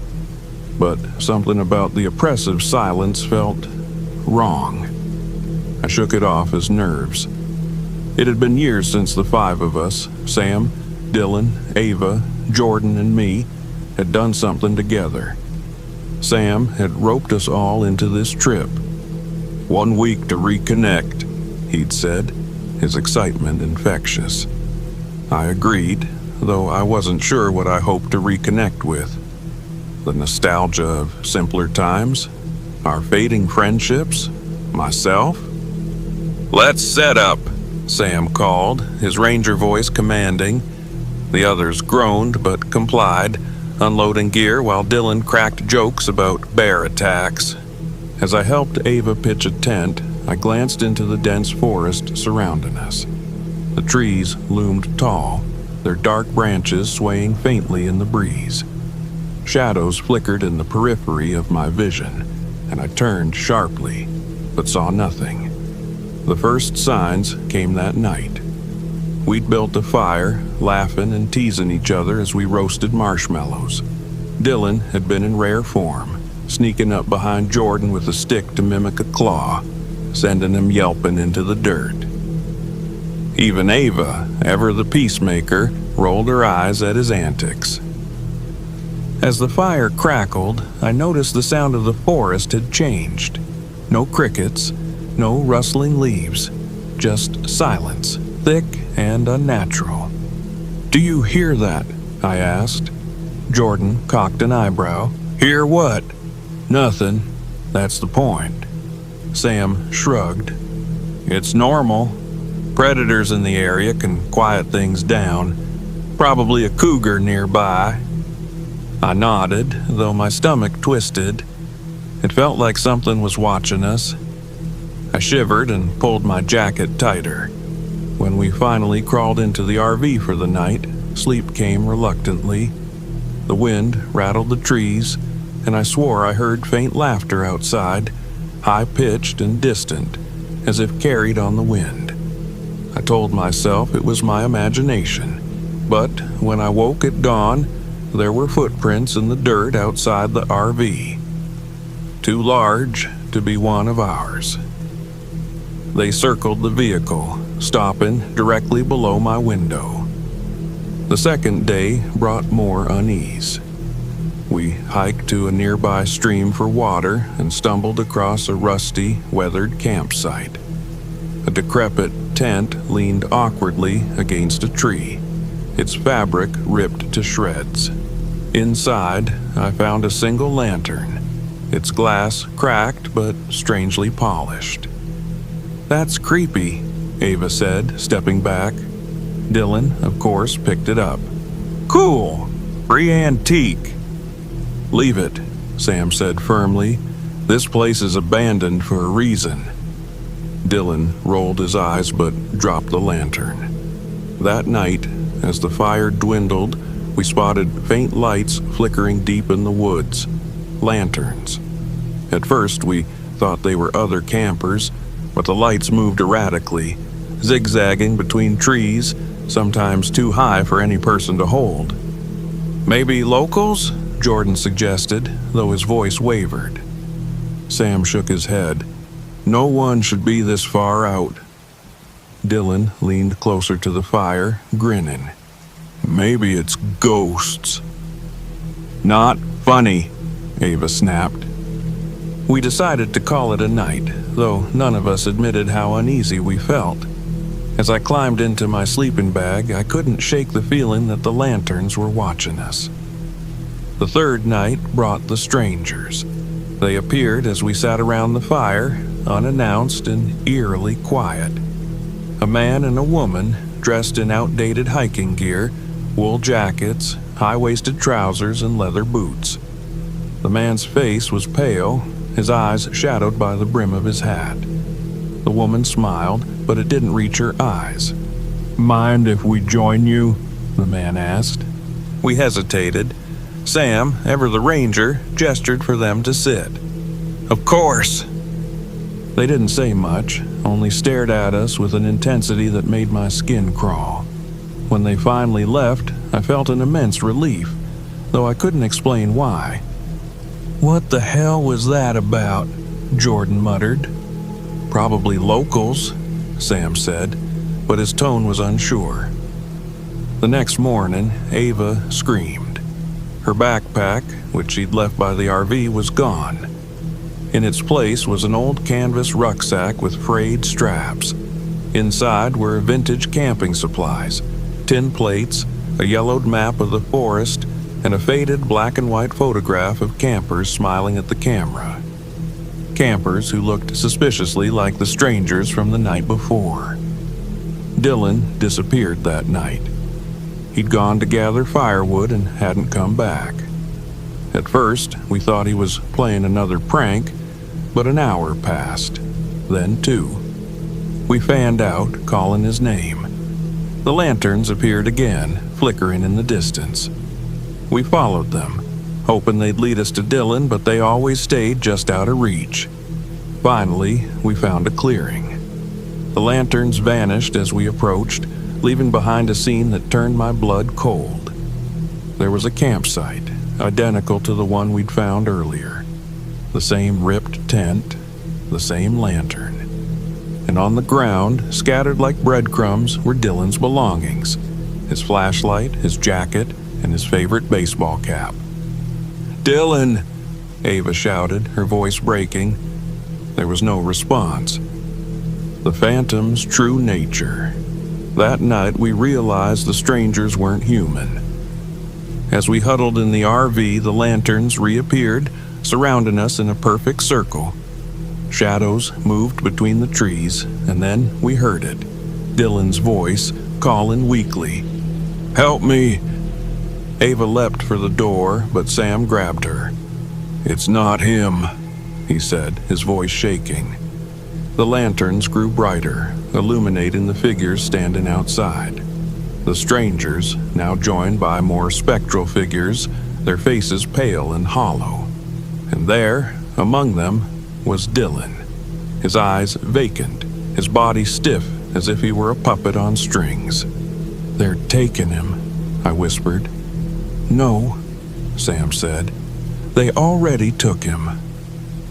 We made a plan. Nina, always the pragmatist, realized her camera's flash could repel them. "Light hurts them," she said, showing us the photo she'd taken of the strangers earlier. Their forms were distorted, as if the camera had burned through their image. We waited until the phantoms drew closer, their lanterns casting eerie shadows across the RV. Then, with Nina's camera and makeshift torches, we made a break for it. The phantoms screamed as the light hit them, their forms flickering like faulty projections. We ran through the forest, the lanterns chasing us, until we found the main road. We never found Dylan. The rangers we reported to searched the area but found no trace of him, or the phantoms. When I developed the photos, I saw them again. The phantoms standing among the trees, their hollow eyes staring directly into the camera. And in the center of the group stood Dylan, holding a lantern. Sometimes, at night, I hear his voice, calling my name, asking for help, but I know better than to answer.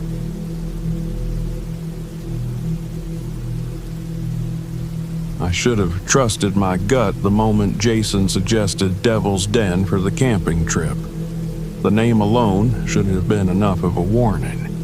But Jason was persuasive, the kind of guy who could charm his way through anything, including my doubts. "It'll be fun, Olivia," he'd said with that easy grin of his. "We need to unplug, and this is the perfect place to do it. A couple of days out in the wild, some hikes, some beers. What's the worst that could happen?"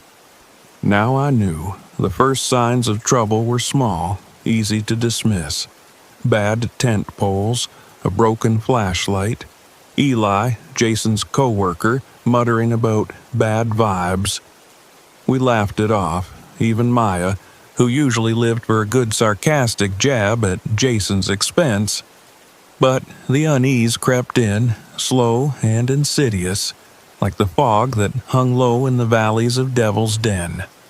We arrived late in the afternoon, the sunlight slanting through the trees. The campsite Jason picked was remote. Prime real estate, he called it. Towering oaks surrounded the clearing, their gnarled branches casting skeletal shadows over the ground. I set up my sleeping bag in the tent and tried not to think about how isolated we were. By the time we got a fire going, the sun had dipped below the horizon. The air turned cold, sharp with the scent of damp earth and decaying leaves. We sat around the flames, the flickering light painting our faces in orange and gold. "So what's the deal with this place?" Maya asked, leaning back on her elbows. She sounded bored, but her eyes darted to the shadows beyond the firelight. Eli hesitated. He'd been quiet all evening, fiddling with his gear and avoiding eye contact. Now he looked up, his expression tense. "There's a story," he said. Jason groaned. "Here we go." "No, seriously," Eli pressed. "It's about a soldier from the Civil War, a deserter."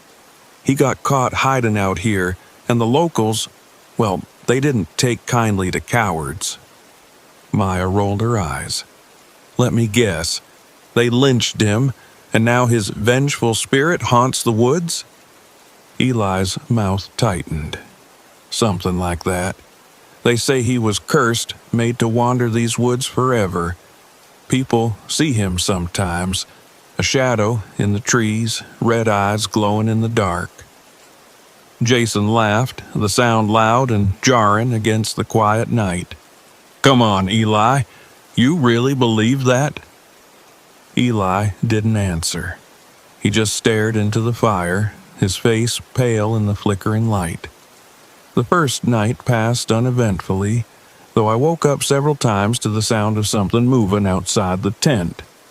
Each time, I held my breath, listening to the rustle of leaves and the snap of twigs, but when I peeked out, there was nothing there. The next morning, we set out for a hike. Jason had mapped a route to a nearby cave system, eager to explore. The trail wound through dense woods, the trees pressing in on either side like a living wall. The air felt heavy, the kind of stillness that made your skin prickle. Maya lagged behind, swatting at mosquitoes and grumbling under her breath. "This is why I don't do nature," she muttered. We reached the caves by midday. The entrance yawned before us, a jagged black mouth in the limestone cliffs. Jason was the first to step inside, his flashlight cutting through the gloom. "Check this out," he called. The rest of us followed reluctantly. The air inside was cool and damp, the walls slick with moisture. It wasn't long before we saw them. Strange markings carved into the stone. Spirals and jagged lines, crudely etched but deliberate. "What do you think they mean?" I asked, running my fingers over one of the symbols. Eli's voice was tight. "They're warnings," Jason scoffed. "Warnings for what? Spooky ghosts?" Eli didn't reply. By the time we made it back to camp, the sun was sinking low in the sky. Dinner was a rushed affair, canned chili and stale crackers. The fire sputtered in the cool evening air, casting long, flickering shadows across the clearing. That's when the noises started. At first, it was subtle, a low, guttural cry echoing through the trees. Jason dismissed it as coyotes, but Eli looked uneasy, his eyes darting to the darkness. Then came the whispers. Soft, indistinct murmurs that seemed to come from everywhere and nowhere. I strained to make out the words, but they stayed just out of reach, slipping through my mind like water through a sieve. "What is that?" Maya asked, her voice tight. "Probably the wind," Jason said, though even he sounded unsure. I woke in the middle of the night to the sound of footsteps. Not the steady crunch of boots on gravel, but something heavier, uneven, like a wounded animal dragging itself through the woods. Maya was gone. Panic shot through me, and I scrambled out of the tent, my heart hammering in my chest. She was standing at the edge of the clearing, staring into the trees. "Maya," I hissed, "what are you doing?" She didn't respond. I crept closer, the damp ground cold against my bare feet. When I touched her shoulder, she jerked back, her eyes wide and glassy. I don't know how I got here," she whispered. Before I could respond, a shadow moved at the edge of the firelight. Tall and thin, it loomed like a dark stain against the trees. Its eyes glowed red, twin pinpricks of malevolence that burned into my skull. I froze, my breath hitching in my throat. The shadow didn't move, didn't make a sound. It just stood there, watching. The next morning, Eli was gone. We found his boots just outside the tent, the laces neatly untied. Tracks led into the woods, but they didn't make sense. Long, deep gouges in the dirt, as if something had dragged him away. Jason insisted we search for him, but the woods seemed to twist around us, the familiar landmarks shifting and disappearing. The air grew colder, sharper, and the whispers followed us wherever we went. By afternoon, Jason had had enough. "We're heading back to the RV," he said, his voice tight. "We'll call for help once we're out of here." But the trail was gone. No matter which direction we turned, we ended up back at the campsite. The clearing seemed smaller now, the trees pressing in like a cage. That night, the wraith came. It emerged from the shadows, its skeletal frame draped in tattered fabric that might once have been a uniform. Its face was a grotesque mask, hollowed cheeks and blackened teeth, its red eyes burning with an unnatural light. Jason grabbed a branch from the fire, brandishing it like a weapon. "Stay back!" he shouted. The wraith didn't flinch. It stepped closer, its movements slow and deliberate, its gaze fixed on Jason. "Leave us alone!" Jason swung the branch, the flames licking at the air. But the wraith moved faster than I thought possible, its skeletal hand shooting out to grip Jason's arm. Jason screamed, a sound I'll never forget, as the wraith's touch blackened his skin, spreading like ink through paper. He collapsed, convulsing on the ground as the wraith turned its gaze to me. I don't remember running. I don't remember dragging Maya back to the RV. All I know is that we didn't stop until the trees thinned and the dirt path turned to asphalt. We drove in silence, the whispers still echoing in my ears. Jason was never found. Neither was Eli. The rangers chalked it up to a tragic accident. People getting lost in the wilderness. It happens all the time. But I know better. Sometimes the wilderness doesn't let you leave.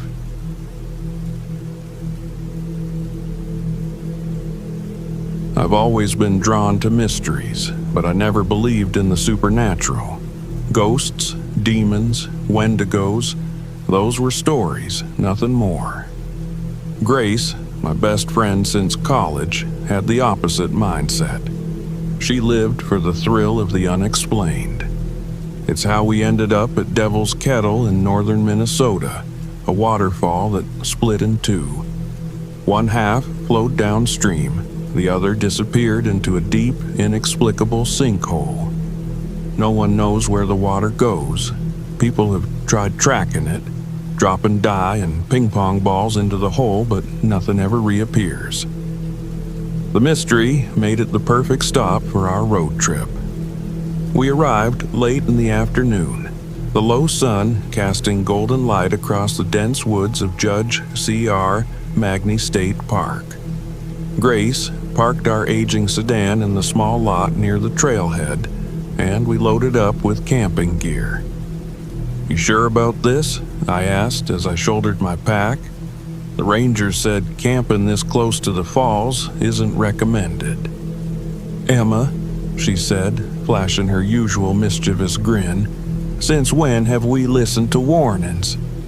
She wasn't wrong. Grace had dragged me to abandoned hospitals, ghost towns, and more sketchy roadways than I could count. This time, though, something about the ranger's tone lingered. "Just don't get too close to the sinkhole," he'd warned, looking straight at Grace like he knew she'd ignore him.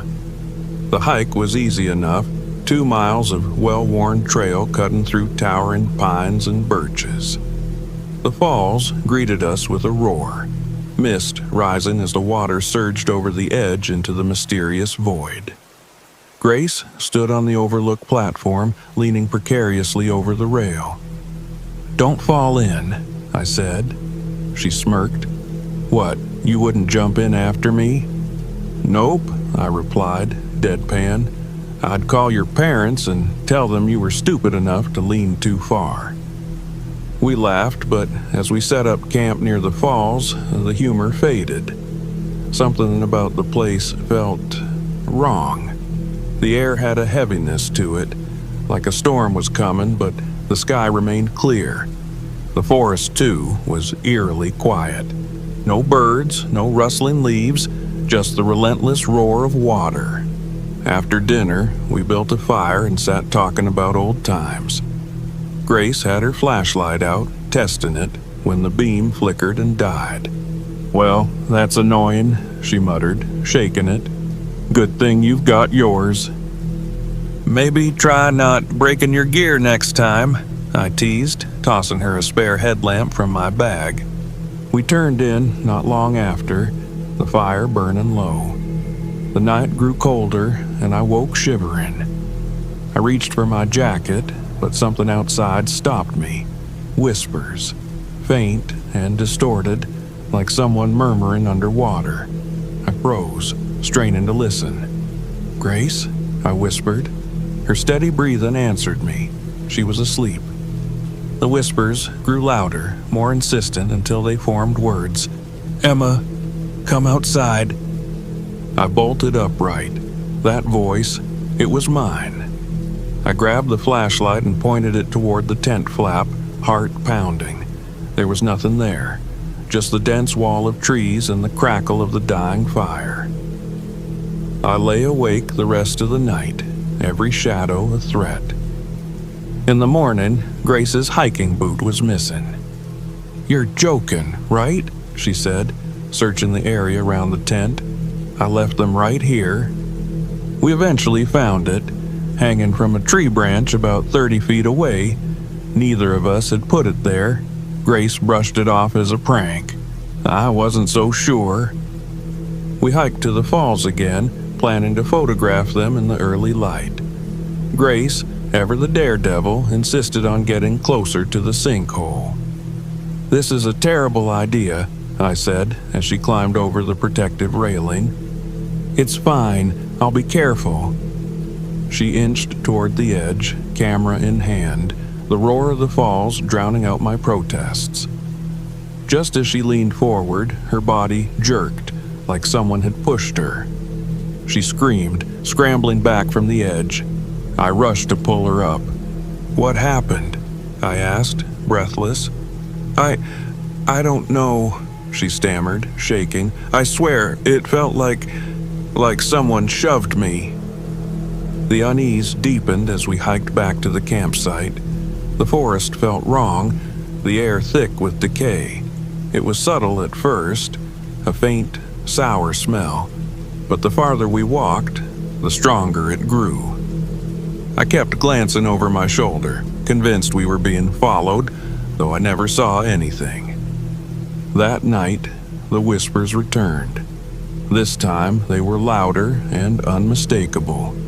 "Emma," the voice called, dragging out my name. "Help me." It was Grace's voice. I sat up, heart hammering. "Grace?" I whispered, shaking her awake. She groaned, groggy and annoyed. "What?" she mumbled. "Did you hear that?" "Hear what?" I didn't answer. I didn't need to. The voice came again, clear and insistent. "Emma, help me." It came from the direction of the falls. Grace heard it too this time. Her eyes widened. "What the hell?" We grabbed our flashlights and stepped out of the tent.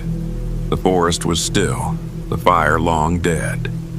The voice called again, faint and distant. Against my better judgment, I followed it, Grace close behind. As we approached the falls, my flashlight caught something in the trees. A figure, tall and gaunt with glowing yellow eyes. It was barely human, its limbs too long, its movements jerky. It watched us for a moment before disappearing into the shadows. "Did you see that?" Grace whispered. I nodded, unable to speak. My chest felt tight, like the air itself was pressing down on me. "We need to leave," I said finally. "Now." Grace didn't argue. We packed up in silence, every snap of a twig making me flinch. As we made our way back to the trailhead, the thing followed us. I'd catch glimpses of it in the trees, always just out of reach, its glowing eyes searing into me. Halfway back, Grace vanished. I turned around to say something, but she was gone. "Grace?" I called, panic rising. No answer, just the roar of the falls and that damn smell of decay. I searched the area, yelling her name. Finally, I spotted her jacket hanging from a low branch. It was torn and bloodied. My stomach dropped. "Emma," her voice called from deeper in the woods. It sounded wrong, too high, too distorted. I followed it, desperate, until I found her, sitting by the fire back at our campsite. "Grace?" I asked cautiously. She didn't respond, just stared into the flames. Her movements were stiff, unnatural. When I circled around to face her, my breath caught in my throat. It wasn't Grace. Its face was skeletal, skin stretched impossibly thin. Its eyes glowed yellow, and when it smiled, its teeth were jagged and too many. I ran. Branches tore at my clothes as I barreled through the forest, heading for the parking lot. The thing was behind me, its footsteps crunching closer, its voice calling my name in Grace's tone. "Emma, come back," it said, laughing. "Don't leave me." I tripped, falling hard. When I looked up, the thing was standing over me, its hollow face inches from mine. I screamed, fumbling for my flashlight. Desperation took over, and I grabbed a dry branch from the ground, lighting it with a match from my pocket. The flame flared to life, and the thing hissed, recoiling. Its eyes burned brighter as it backed away, disappearing into the shadows. I didn't stop running until I reached the parking lot. A lone car drove by, and I flagged it down, sobbing as I climbed inside. "What happened?" the driver asked. I couldn't answer. My mind was stuck on the image of Grace's jacket, torn and bloodied, and the thing that had worn her face. As the car pulled away, I glanced back at the forest. Grace was standing there at the edge of the trees, her eyes glowing yellow, her lips curled into a smile. Even now, days later, I can feel it watching me. In crowded streets in my apartment at night, I hear her voice calling my name. And sometimes, just sometimes, I see glowing eyes in the darkness, waiting for me to return to Devil's Kettle.